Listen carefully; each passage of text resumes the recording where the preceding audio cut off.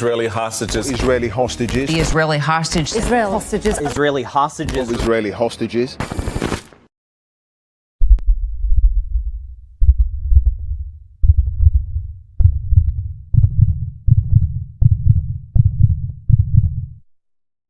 The mainstream media continues its hyperfixation on Israeli hostages, while predictably, the reality of thousands of Palestinian hostages is not of concern.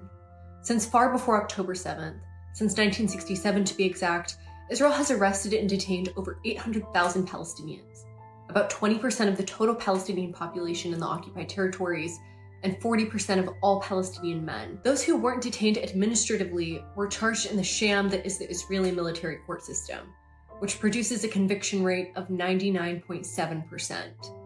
For the occupation, imprisonment has always served as a primary tactic in the thwarting of resistance.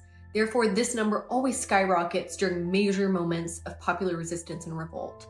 For example, during the first Intifada, Israel had the highest per capita prison population in the entire world.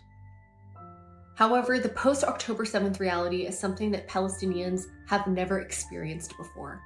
Over 9,000 Palestinians currently languish in Israeli prisons and makeshift detention camps.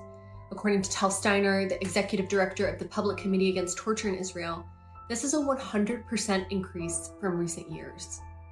Reports of torture in Israeli detention in the last 8 months have included practices long used by Israeli intelligence, but escalated to the extreme. The harshness of this treatment, however, has been reserved for Gazan hostages, swept up by the Israeli military during its genocidal operations across the Strip. From the little we know now, at least 35 Gazan detainees alone have been killed in Israeli detention, but much is yet to be uncovered.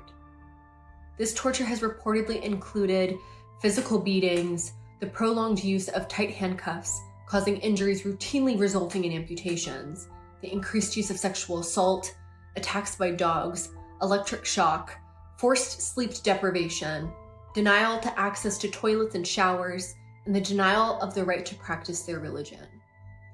The subject of prisoners in particular has exposed the double standards and blatant racism in Western mainstream spaces, who not only ignore the plight of the Palestinian hostages, but justify the slaughter of tens of thousands of Palestinians to secure the release of Israeli hostages.